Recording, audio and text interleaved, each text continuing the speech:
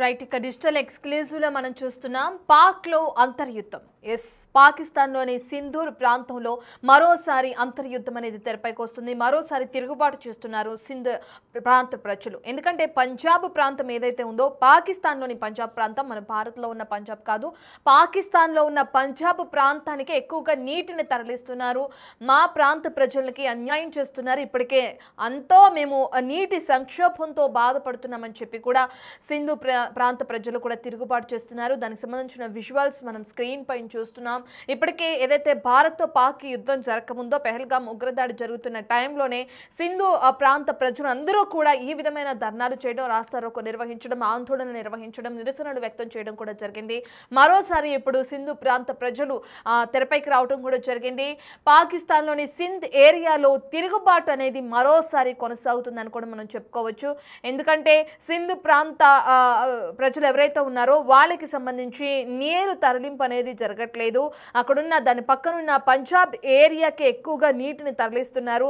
అక్కడ కార్పొరేట్ వ్యవసాయం చేయాలని కూడా ప్రభుత్వం నిర్ణయం తీసుకుంటుంది. ఇక అందుకోసం పంజాబ్ ప్రాంతంలో కెనాల్ని నిర్మించడానికి కూడా ప్రయత్నిస్తుంది పాక్ ప్రభుత్వం అని చెప్పి కూడా సింధు ప్రాంత ప్రజలు ఇప్పుడు ఆందోళన వ్యక్తం చేస్తున్నారు. ఎక్కడికక్కడ అల్లర్లు అనేవి కొనసాగుతున్నాయి. దానికి సంబంధించిన విజువల్స్ మనం స్క్రీన్ పైన చూస్తున్నాం. అంతర్యుద్ధం దిశగా సింధ్లోని పరిణామాలన్నీ కూడా తెరపైకి వస్తున్నాయి. ఎందుకంటే సింధ్ ప్రాంత హోంమంత్రి ఎవరైతే ఉన్నారో హసన్కి చెందిన ఇల్లు ఉంది కదా, దానికి సంబంధించి కూడా అక్కడున్న ప్రజలు నిప్పంటించడం కూడా జరిగింది. అక్కడున్న వాహనాలను ధ్వంసం చేస్తున్నారు, వచ్చే వాహనాలకి నిప్పంటిస్తున్నారు. దానికి సంబంధించిన విజువల్స్ చూస్తున్నాం.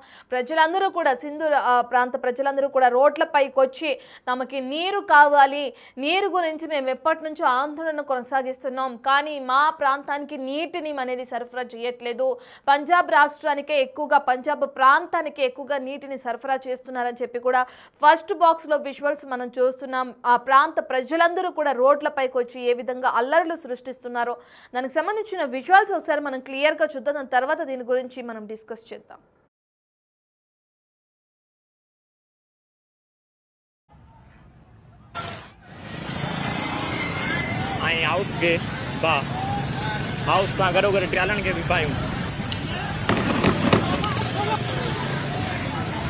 मोरो में पुलिस जी फायरिंग सबब एक कारकुन कत्ल ऐं सवे कारकुन ज़ख़्मी. उन खां पोइ पीपी ऐं BL अंजर हाउस ते कारकुननि जो हमिलो ऐं हाउस खे भाउ.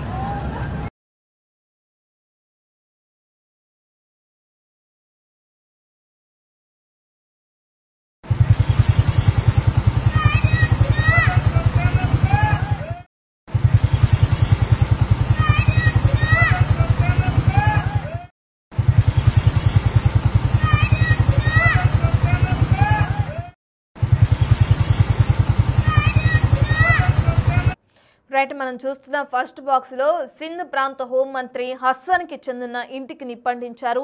ఆ ఇంటిని ఏ విధంగా ధ్వంసం చేస్తున్నారో అక్కడున్న ప్రజలు మనం ఫస్ట్ బాక్స్లోని విజువల్స్ చూస్తున్నాం.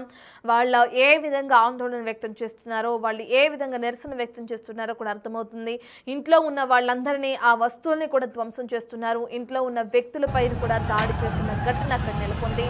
మనం చూస్తున్నాం క్లియర్గా బాక్స్లో ఒక వైట్ కలర్ షర్ట్ వేసుకున్న వ్యక్తి వాళ్ళని అడ్డుకోవడానికి ముందుకొస్తే అతని చేతిలో ఉన్న ఫైల్స్ని కూడా లాక్కుని కింద పడేసి వాటిని తొక్కుతూ అతని పైన దాడికి పాల్పడ్డారు. అనేక మంది ఆ ఇంటి పైన దాడికి పాల్పడ్డారు. ఆ డోర్స్ని, గోడల్ని కూడా ఏ విధంగా బద్దలు కొట్టి ఇంట్లోకి చొరబడాలని ప్రయత్నిస్తున్నారో కూడా మనకి విజువల్స్లో క్లియర్గా అర్థమవుతుంది.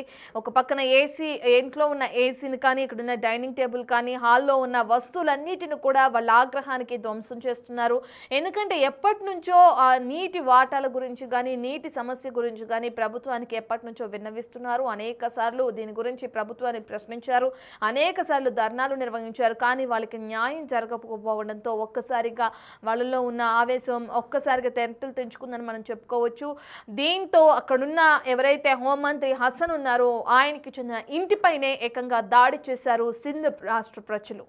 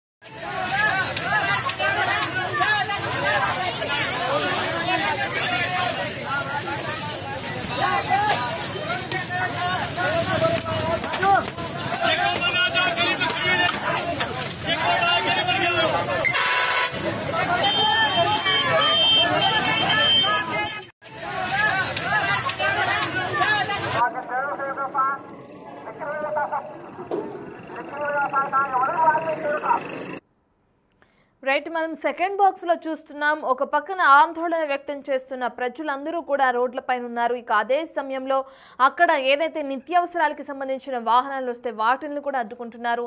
రోడ్లపైన నిరసన వ్యక్తం చేస్తున్నారు. ఎక్కడికక్కడే వాహనాలను కూడా ధ్వంసం చేస్తున్నారు. ఒక్కసారిగా చెప్పాలంటే ఆ ప్లేస్ అంతా కూడా రణరంగంగా మారిందని కూడా అర్థమవుతుంది. సింధ్ ప్రాంతంలోని జాతీయ రహదారి మొత్తం ఆందోళనకారులతో ఏ విధంగా నిండుకుందో కూడా మనకు తెలుస్తుంది. మనం సెకండ్ బాక్స్ లో చూస్తున్నాం. ఒక పక్కన ఆందోళన వ్యక్తం చేస్తూనే ఉంటే ఆ ప్రాంతానికి వచ్చిన నిత్యావసరాలకి సంబంధించిన లారీ ఏదైతే వచ్చిందో దాన్ని కూడా అక్కడున్న జనం అందరూ కూడా లూటీ చేసేశారు. మనకి క్లియర్గా అర్థమవుతుంది. అక్కడ కొన్ని లారీస్ని ఆపేశారు ఆ రహదారి పైన. వాటిల్లో నిత్యావసరాలు ఏవైతే ఉన్నాయో వాటిని లూటీ చేసి కావాల్సినంత తీసుకువెళ్ళిపోయి దాని తర్వాత ఆ లారీస్కి నిప్పంటించిన ఘటన కూడా మనం చూస్తున్నాం. 2 లారీలు ఈ ఘటనకు సంబంధించి పూర్తిగా దగ్ధమైపోయాయి. పోలీసులు అప్పటికే ఎంట్రీ ఇవ్వలేదు. ఎందుకంటే ఒక్కసారిగా ప్రజలందరూ కూడా రోడ్లపైకి వచ్చి ఈ నీటి వాటాలకి సంబంధించి కూడా ఆందోళన వ్యక్తం చేస్తున్న క్రమంలో పోలీసులు వచ్చేసరికల్లా ఆ 2 లారీలు నిప్పండించడం, వాటిల్లో ఉన్న నిత్యావసర సరుకులన్నింటినీ కూడా లూటీ చేయడం జరిగిపోయింది. మనం చూస్తున్న ఫస్ట్ సెకండ్ బాక్సెస్లో నిప్పు అంటించక ముందు ఏ విధంగా ఉంది, నిప్పు అంటించిన తర్వాత కూడా ఏ విధంగా ఉందో కూడా క్లియర్గా అర్థమవుతుంది. ఇక మరోవైపు అక్కడ పాకిస్తాన్ మంత్రి ఒక అతను ఈ ఆందోళనకారులని చెల్లాచెదురు చేయడం కోసం, వాళ్ళని కంట్రోల్ చేయడం కోసం గన్తో గాల్లోకి కాల్పులు జరుపుతున్న ఘటన కూడా మనం చూస్తున్నాం. ఒక పక్కన ప్రజలందరూ కూడా తిరుగుబాటు వ్యక్తం చేస్తున్నారు. వాళ్ళని ఎలా కంట్రోల్ చేయాలో తెలియక పాకిస్తాన్ మంత్రి ఒక వ్యక్తి వచ్చి ఆ విధంగా గాల్లోకి కాల్పులు జరుపుతున్న ఘటన కూడా మనం చూస్తున్నాం. దీంతో కాస్తైనా ఈ ఆందోళన విరమిస్తారు, కాస్తైనా ఆ పరిస్థితి సద్దుమణుగుతుందని చెప్పి తన ప్రయత్నం తాను చేస్తున్నారు. మనం చూస్తున్నాం. ఒక పక్కన చేతిలో గన్స్ ని పట్టుకుని ఏ విధంగా గాల్లోకి కాల్పులు జరిపే ప్రయత్నం చేస్తున్నారు కూడా అర్థమవుతుంది. ఎందుకంటే తన ఇంటిపై కూడా ఈ ఆందోళనకారులందరూ కూడా వెళ్ళి దాడి చేయడానికి ప్రయత్నించారు, నిరసన వ్యక్తం చేయడానికి ప్రయత్నించారు. ఏదైతే హోంమంత్రి హసన్కి చెందిన ఇంటికి నిప్పంటించారో ఇక ఆ క్రమంలోనే ఈ కాల్పులు అనేవి కూడా జరగడం జరిగింది. ఇంట్లోకి ఆందోళనకారులందరూ కూడా చొరబడి అక్కడున్న వస్తువులకి నిప్పంటించారు. గోడల్ని, కిటికీల్ని, తలుపుల్ని ధ్వంసం చేశారు.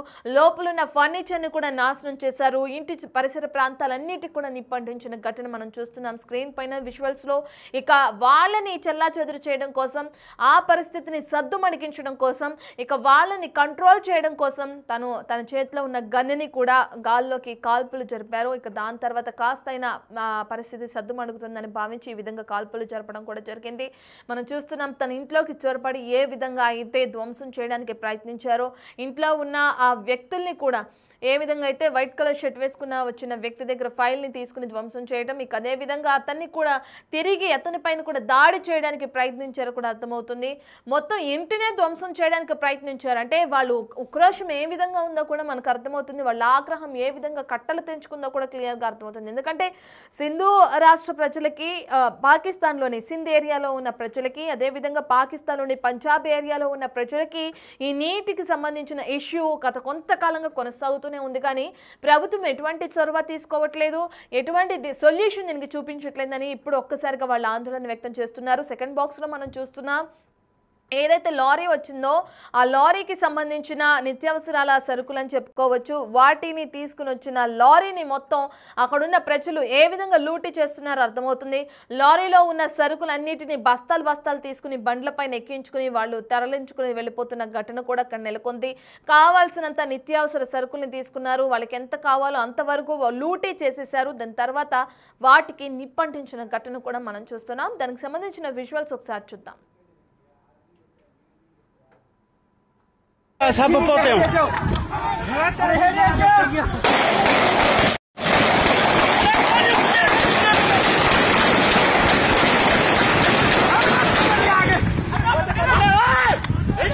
हाउस ते हम लोग था नहीं यार वडे रहा संपोता हूँ इतना कब्जा खाली करा से था हाउस को बाहर इतने असा अच्छा रहना वडे सामरा देना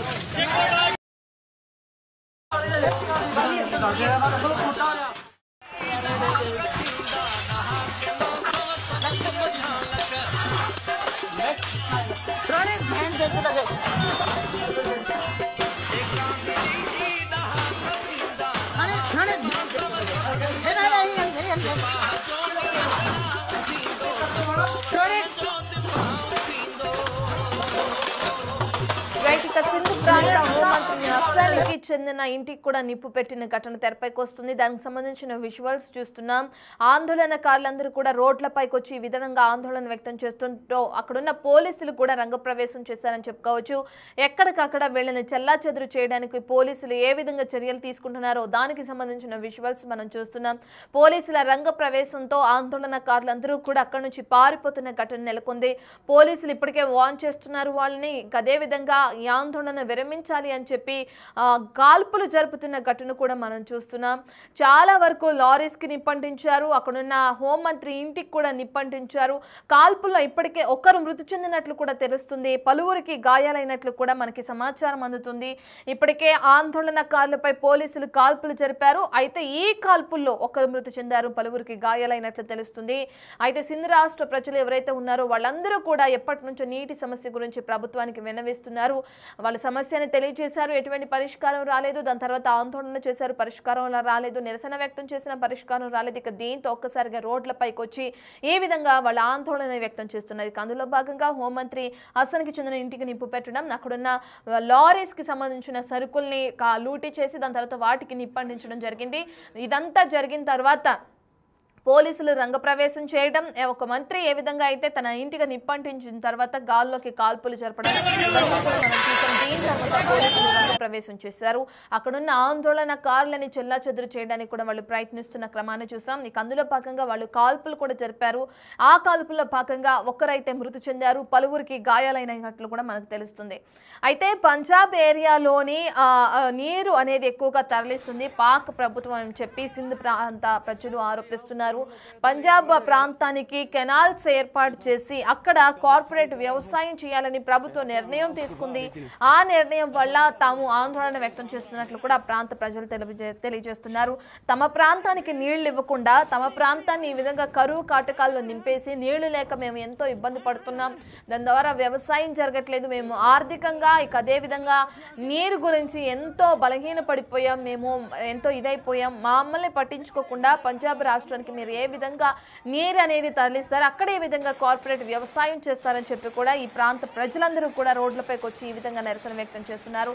న్యాయం చేయాలని ఎన్నిసార్లు ప్రభుత్వాన్ని విన్నవించుకున్నా కానీ మీ దగ్గర నుంచి ఎటువంటి న్యాయం జరగట్లేదు కాబట్టే మేము ఈ విధమైన దాడికి తెగబడుతున్నామని చెప్పి కూడా అక్కడ ఉన్న హోంమంత్రి ఇంటికి కూడా నిప్పంటించిన ఘటన మనం చూసుకుంటున్నాం. మరి పంజాబ్ రాష్ట్రానికి ఎందుకు అంత ప్రాముఖ్యత ఇస్తుంది పాక్ ప్రభుత్వం అంటే, మనం ఇందాక మాట్లాడుకున్నట్లుగానే ఆర్మీ చీఫ్ ఎవరైతే ఉన్నారో ఆసిమ్ మునీర్ తనున్న ఆ ప్రాంతంగా కూడా అక్కడ సింధు రాష్ట్ర ప్రజలు చెప్తున్నారు.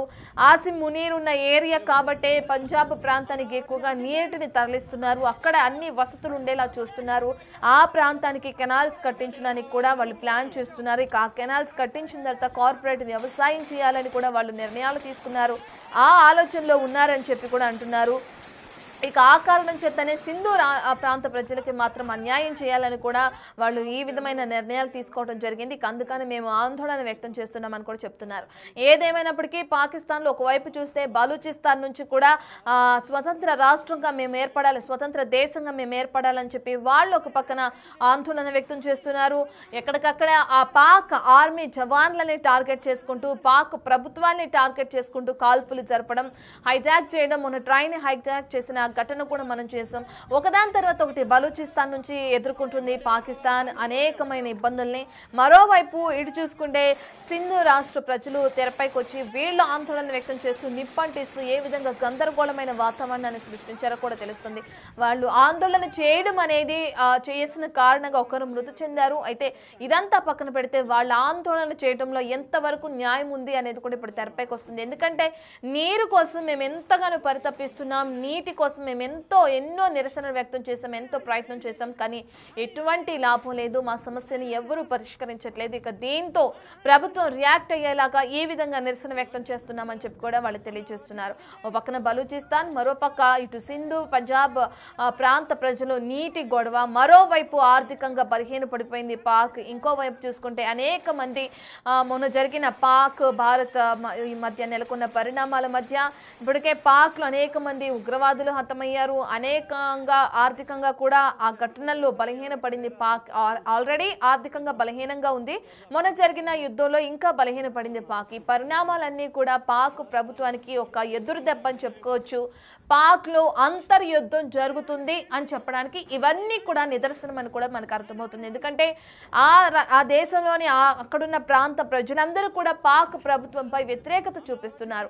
ఏదైతే భారత్తో యుద్ధానికి కాలు దూవుతున్న సమయంలో కూడా చాలా మంది పాకిస్తాన్ ప్రజలు యుద్ధం వద్దు అని చెప్పి పాక్ ప్రభుత్వానికి వ్యతిరేకంగా మాట్లాడిన వాళ్ళు కూడా ఉన్నారు.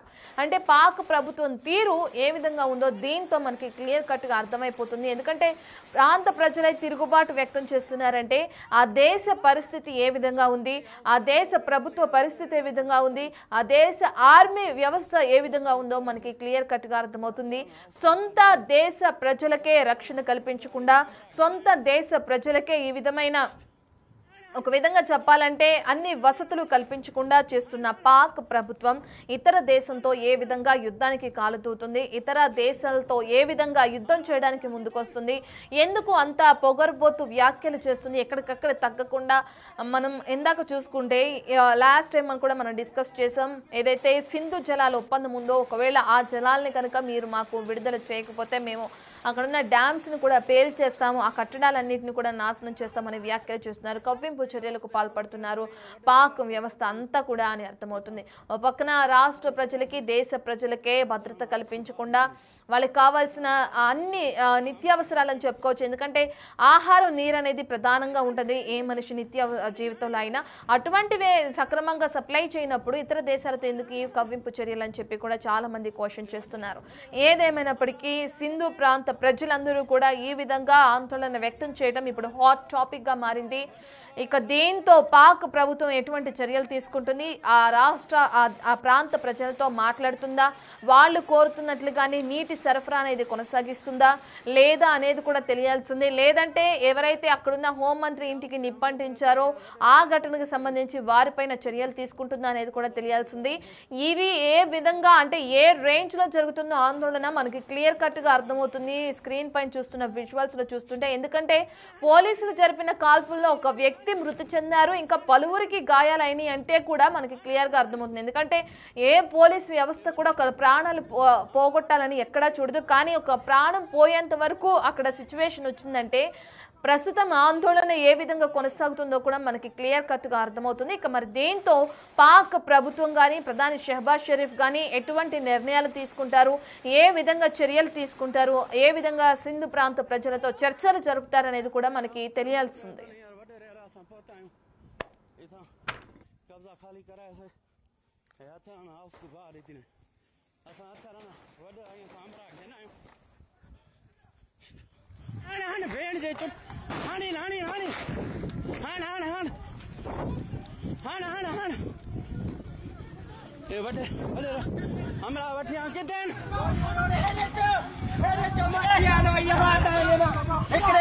बाबा सब पोते हूँ